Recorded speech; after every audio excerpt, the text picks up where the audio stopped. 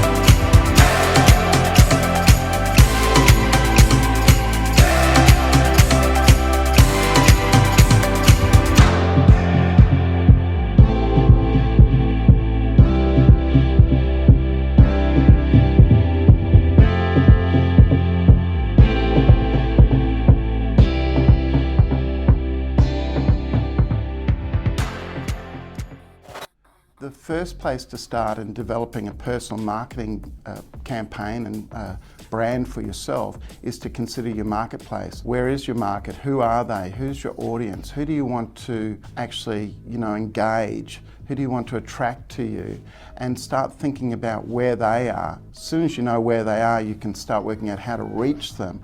And that'll determine the message, it'll determine the frequency, it determines a lot of things. So really start with the audience in mind and work back from there. There's a marketing campaign that I have loved ever since I've found out about marketing, and that is the Apple Macintosh ad of 1984, which was done at the Super Bowl. It is a cracker ad. Now, it changed the way the world looked at advertising, because it was the first real big ad that, instead of talking about the product or the service, just gave an experience of that product. It starts off with a lady running down through past these grey men in seats looking at a big screen, and she wields a big, I think, hammer at the screen, and it smashes.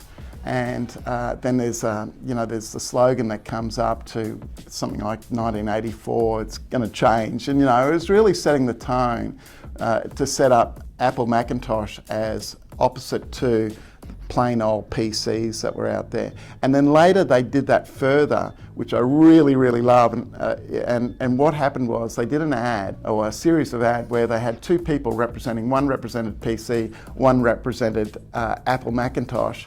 And there was this sort of funny relationship between the two of them, where really Apple was showing the inadequacies of PC in a very humorous way, but really was attacking them as being the enemy. And it really shows you how powerful marketing can be when you can actually show who your opposite is, show who your enemy is in a sense, and do it in a nice, fun way, but at the same point, differentiate yourselves by saying they're this, we're that, and let people choose. Let people choose. Some will go this way, some will go your way. The biggest problem I see with agents developing a personal marketing campaign for themselves is to look at others and try to copy exactly what they've done. That's a mistake, because it doesn't take into consideration their marketplace, their personality, their strengths, their weaknesses.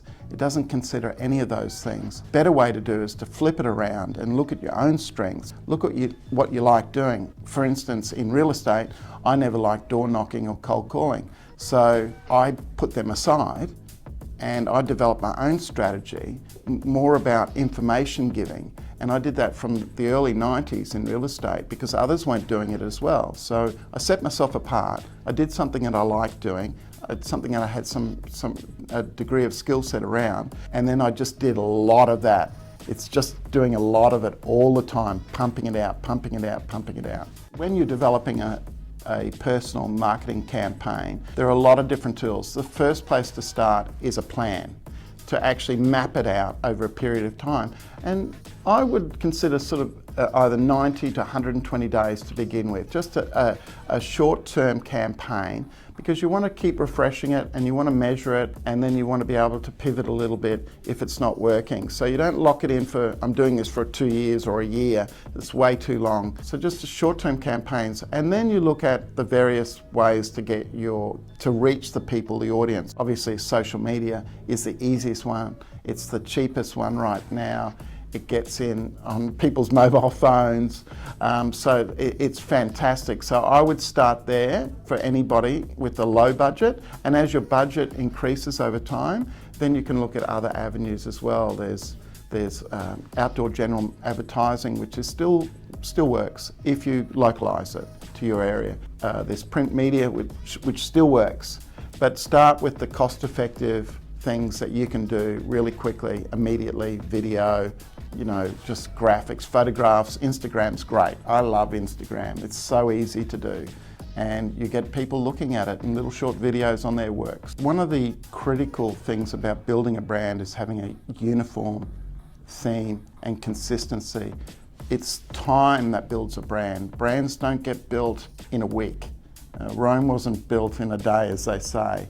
And if you look at all the great brands on this planet in all industries, they've built them up over time, and they haven't messed around with their branding too much. They've made little changes, little tweaks along the way. So consistency is a very important part of building a brand. And also you want to use that in a subtle way, and then also in a loud way as well. You want to be pumping it out and including your brand. I'll put my H&H hat on occasionally when I want to, show that to the world, and I'll walk around the shops with it on. And it's just those little reminders to people that see the brand, it keeps it alive. So keeping it out in the public, the logos, your name, it's very important. Consistency is the key, but before that you need to have a plan. I like what Peter says about not planning too far ahead. He says 90 to 120 days, and that gives you then the opportunity to review and assess the success of your marketing campaign. You can't set and forget. It's also important to remember that you need to be unique and different, because one size does not fit all. Peter's story of developing his marketing around giving information instead of door knocking is a fantastic example. Start with your identity to your audience. Who are they? What are they doing? How do you reach them? How do you talk to them? Define your message, calculate the consistency needed, and above all, be loud. Thanks, Peter, and thanks to you for joining us. I'm Kevin Turner, and I'll see you on the next episode of The Real Deal.